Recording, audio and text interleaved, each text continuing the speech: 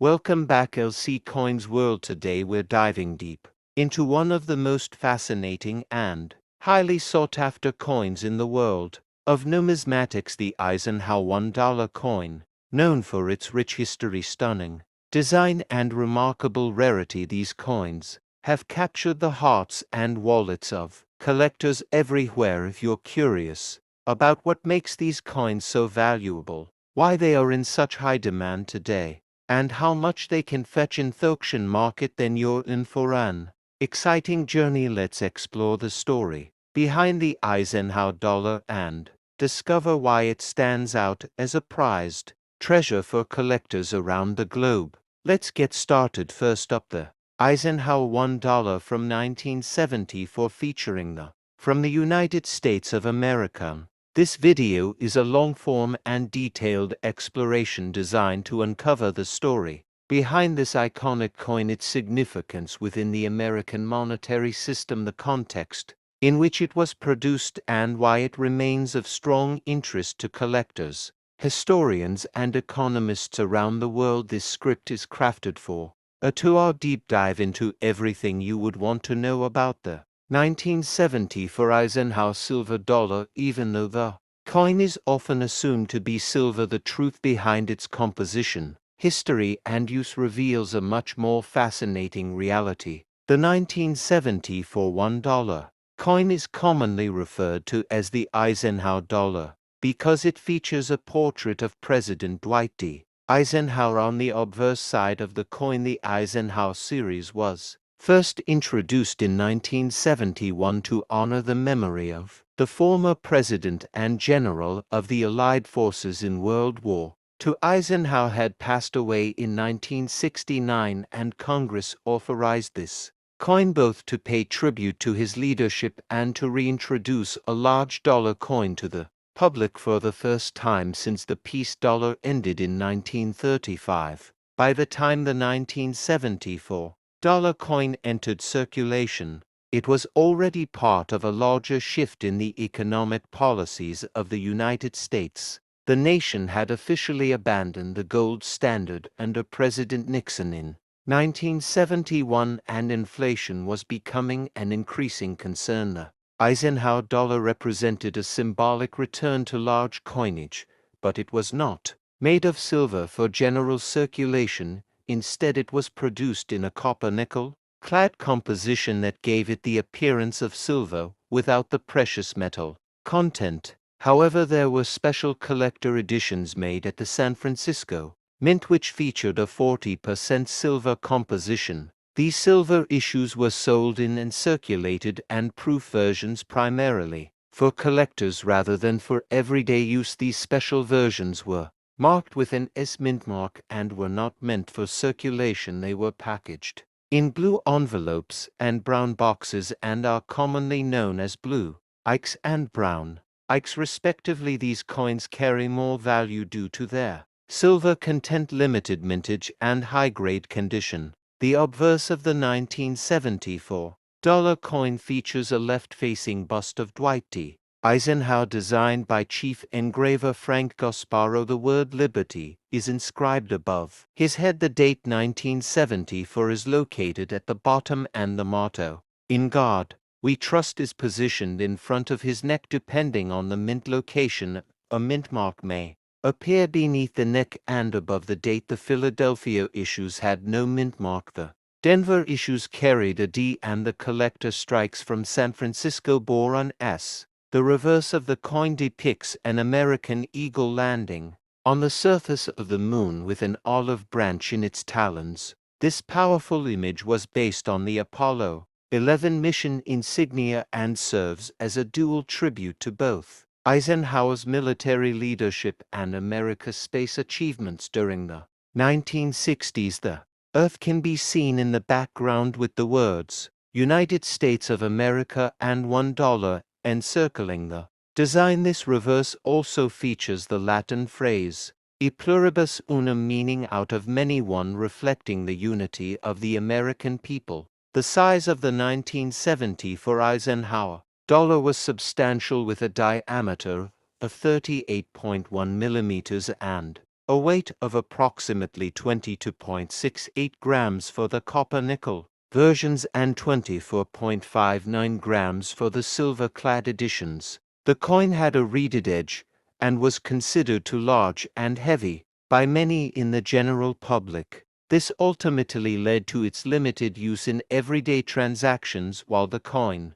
was accepted in circulation, its practical use was often restricted to casinos, vending machines and bank vaults rather than wallets and pocket change. From a historical perspective, the 1974 dollars coin marks the midpoint in the Eisenhower series, which ran from 1971 to 1978. It represents a time of transition in American coinage when the United States Mint was adapting to changing economic realities, public demand, and numismatic interest. The decision not to use silver for regular circulation was driven by rising silver prices and the need to preserve the government as silver reserves. This was a practical yet controversial choice that continues to shape collector attitudes toward coins of this era. The production numbers of the 1974 Eisenhower dollar were significant, with over 45 million struck at the Philadelphia Mint, more than 68 million from Denver, and around 2.6 million silver-clad proofs and circulated coins from San Francisco. Despite these high mintage numbers, finding high-grade specimens, particularly from circulation, is a challenge due to the coin's size, soft metal, and tendency to suffer from contact marks, toning, and surface wear. Collectors today seek the 1974 Eisenhower dollar for multiple reasons. First, as part of a complete IKE dollar collection. Second, due to the historical weight it carries both symbolically and physically. And third, because of the relative affordability of even the silver-clad collector versions compared to earlier silver coins, such as Morgan or piece dollars. Grading plays a large role in the value of these coins, with premium prices paid for examples graded MS65 or higher by certified grading companies like PCGs and NGC. As we continue our video, we will take an extended look at the economic background of 1974, including inflation rates, Federal Reserve policy, unemployment trends, and public sentiment regarding coinage and paper money. We will examine how the Eisenhower dollar fit into the broader monetary policy and the reaction it received from the public banking institutions and the numismatic community. We will also highlight interviews with coin experts who specialize in modern U.S. coinage and collectors who share their personal stories of acquiring or using these large coins. Another critical aspect we will explore is the technological process of minting the Eisenhower dollar. We will review the machinery used at the U.S. Mint in the 1970s, the die preparation methods, coin blank treatments, striking pressure, and quality control systems that affected how these coins were made, stored, and shipped. We will investigate error varieties such as double dies, off-center strikes, and planchette flaws that sometimes increase collector interest and add substantial value to specific specimens. We will also take time to explain how to identify a true silver-clad 1974 Eisenhower dollar and distinguish it from the standard clad issues. We will provide magnified side-by-side visuals, metal testing procedures, and packaging information that helps you determine if a coin in your possession is a valuable silver issue or a common copper-nickel variant. This video will serve as a full-scale educational guide on how to assess, store, preserve, and potentially sell your 1974 Eisenhower dollar coin. We will explore market trends, auction records, and future outlooks, including how the growing interest in U.S. historical coins might affect demand for Eisenhower dollars in years to come. By the end of this feature, you will have a clear understanding of why this coin holds such a vital place in American coin history and how it bridges the gap between tradition and transition in modern U.S. currency. Join us on this comprehensive deep dive into the world of the 1974 $1 coin only here on LC Coins World, where history lives through coins and every piece has a story worth telling.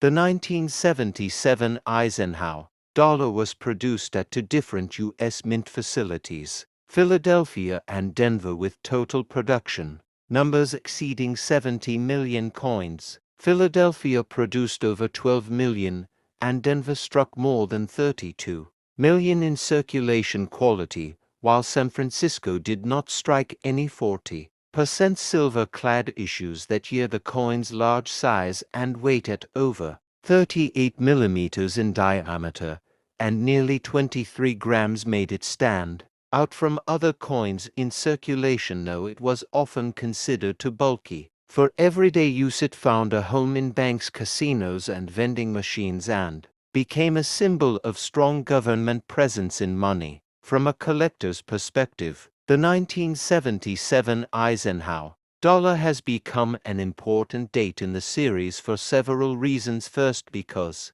it is one of the last few years of the series. Second, because the absence of silver issues meant that collectors focused more on strike quality and condition rather than metal content. And third, because coins in high mint state grades, especially MS65 and above, are harder to find due to the size and softness of the metal, which caused many coins to become worn or scratched in circulation. This coin also serves as a window into the economic and political landscape of the mid-1970s. The United States was facing high inflation, interest rates were climbing, unemployment was an issue, and the US dollar was under pressure both domestically and internationally. The production of a large dollar coin in a non-silver composition during this time reflected both cost-saving measures and the federal government's effort to retain a sense of tradition in American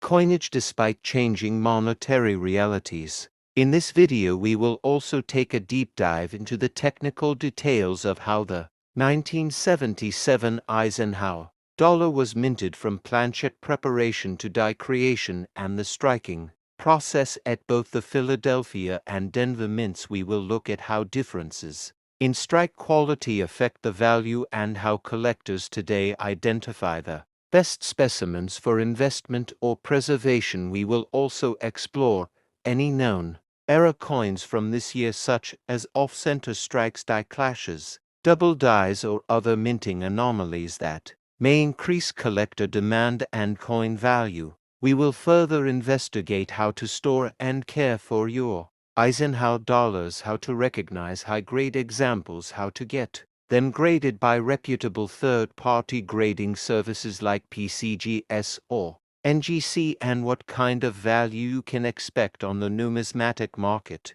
We will look at price trends over time, how auctions have performed, and what future prospects might exist for coins from this series as demand increases for large vintage U.S. coinage.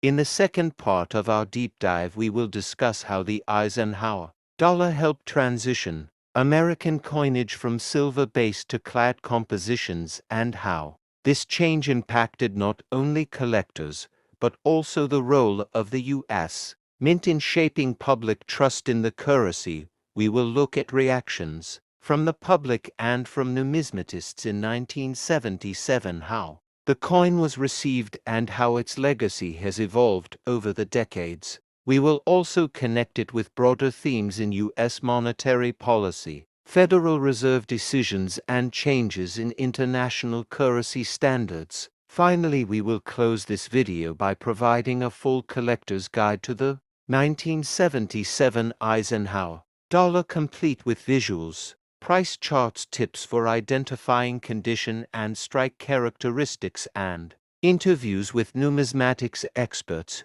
who can offer insights into how and why this coin continues to grow in popularity for both beginner and advanced collectors. We will also compare it with other years in the Eisenhower series and discuss how completing a full set can be a rewarding pursuit for any coin enthusiast. So whether you are a long-time collector, a new hobbyist, or simply curious about the history of American money, this video on the 1977 Eisenhower $1 coin will give you a comprehensive look into one of the most interesting periods in modern U.S. coinage. Stay tuned only here on LC Coins World, where every coin tells a story and every story adds value to your collection. Welcome back to my YouTube channel LC Coins World, where history lives in your hands through the coins we carry and collect today. We explore one of the most iconic pieces of American pocket change, the 1969 Washington $quarter coin that has quietly traveled through decades of U.S. history and holds far more significance than meets the eye. The 1969 Washington quarter is part of a series that began in 1932 to honor the 200th birthday of George Washington, the first president of the United States. The original design was created by sculptor John Flanagan and has become one of the longest-running designs in U.S. coinage history. His profile of Washington facing left with the word "Liberty" above and the national motto "In God We Trust" on the obverse has remained a cultural and patriotic symbol throughout generations. The reverse design originally featured an eagle with spread wings clutching arrows above olive branches, representing both military strength and peace. This design was deeply rooted in the nation's founding principles. By 1969, the quarter had already seen over 3 decades of minting, and the nation itself was undergoing massive change.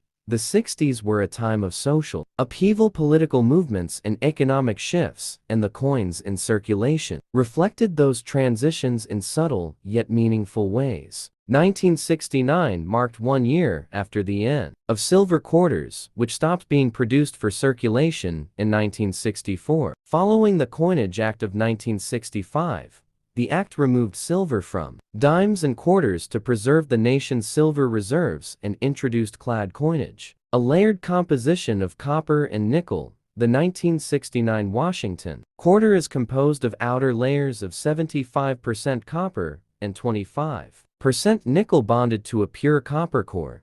This shift to clad coins was a turning point in U.S. coinage and signified a move into the modern era. The 1969 quarters were struck at 2 major U.S. mints, the Philadelphia Mint and the Denver Mint.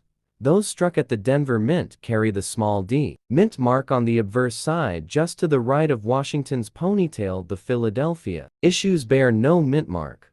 Both types are common in circulation, but finding high-grade examples in mint state condition, especially Ms. 65 or higher, has become increasingly rare due to the heavy usage these coins received over time. What makes the 1969 Washington quarter even more intriguing is the range of errors and varieties that have been discovered by collectors over the decades. Some examples feature double dies on the obverse, where elements like the date or the word "Liberty" appear slightly doubled under magnification.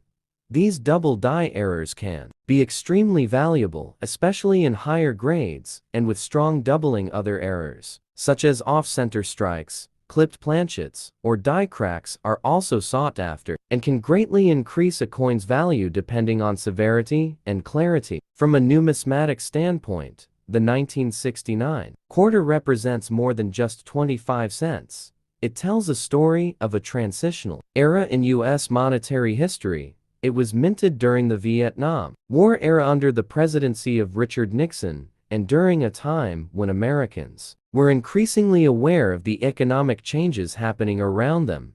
Inflation was becoming a national concern, and the buying power of a quarter was very different from what it had been even a decade prior. This little coin was part of every American's daily experience, from vending machines to parking meters to phone booths. It had a presence in every pocket and every purse. In the collector market today, most circulated 1969 quarters have only face value, but as mentioned earlier, those in uncirculated condition, especially from original mint sets or proof sets, can command premium prices.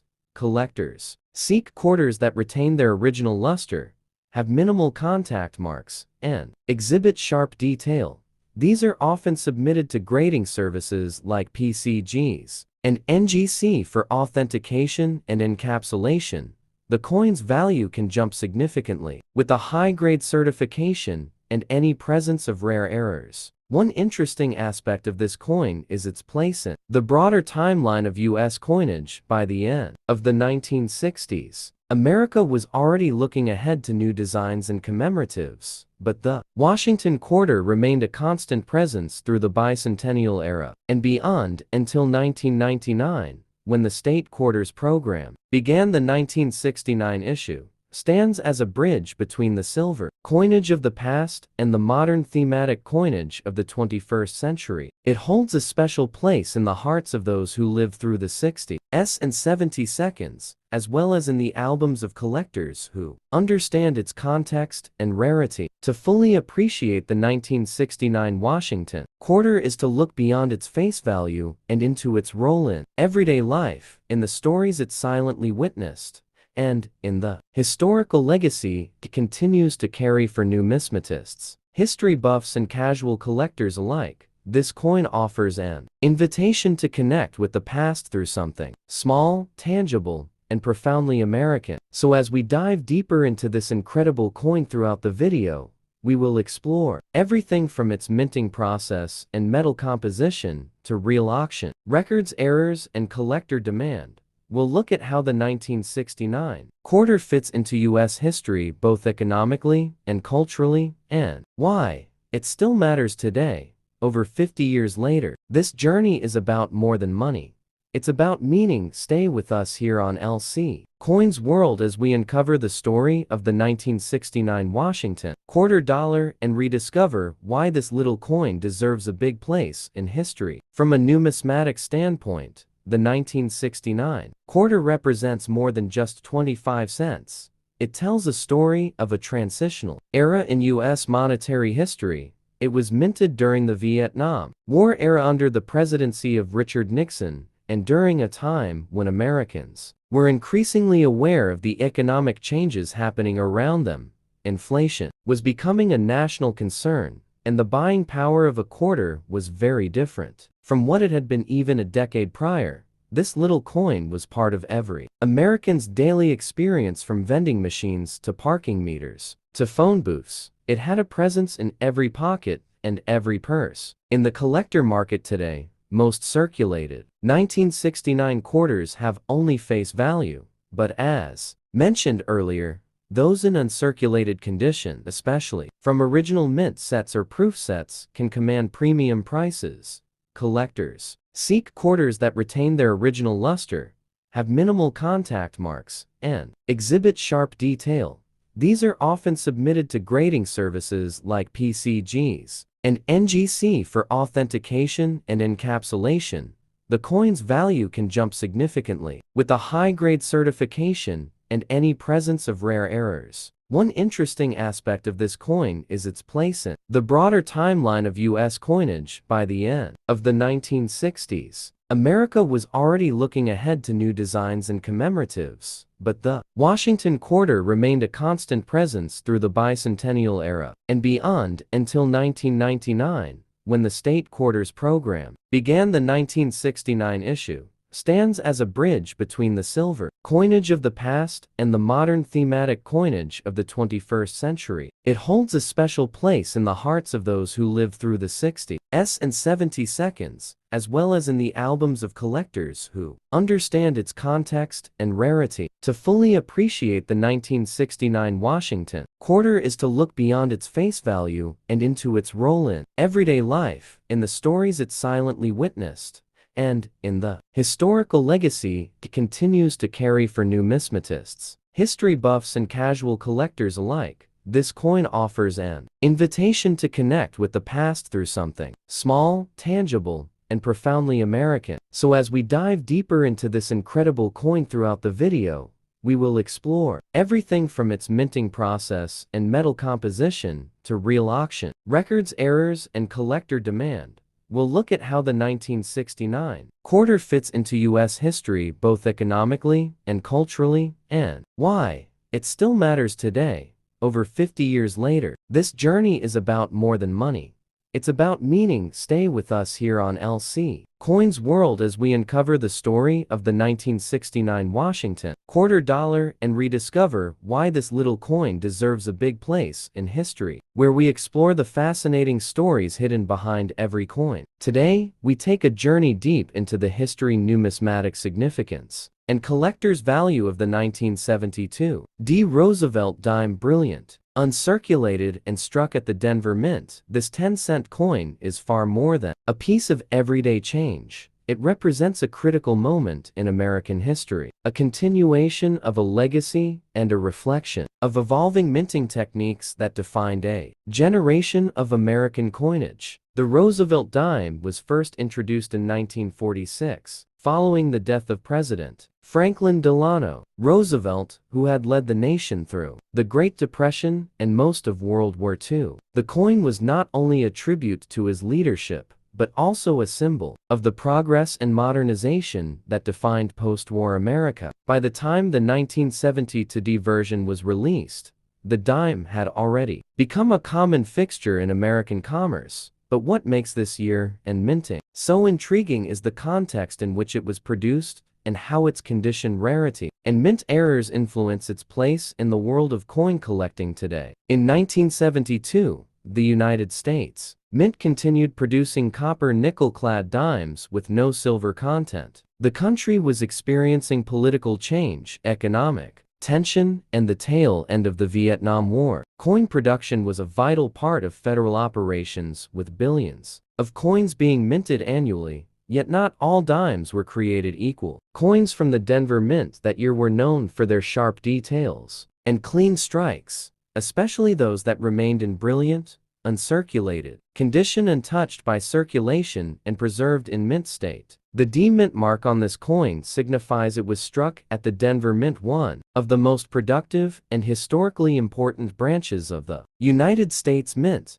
Since its founding, the Denver Mint has maintained a reputation for producing coins of high precision and clarity. Coins like the 1972 D. Roosevelt dime in mint state are prized by collectors for their luster, strike quality, and potential for high-grade certification from numismatic grading authorities such as PCGs and NGC. When evaluating a 1972 D. Roosevelt dime, collectors pay close attention to the coin strike, surface preservation, and absence of contact marks. Coins graded Ms. 65 and higher are increasingly difficult to find, especially with full torch or full band details on the reverse, which signify a well-struck coin. With all horizontal bands on the torch fully separated and visible, these full band designations increase value significantly and represent the upper echelon of quality. For clad Roosevelt dimes from the early 1970s, historically, the Roosevelt dime represents the final transition from silver coinage to clad compositions, and while many circulated examples exist, high-grade specimens from 1972 D are less common due to the nature of mass production and handling by banks and the public. Most of these dimes entered circulation rapidly, with few being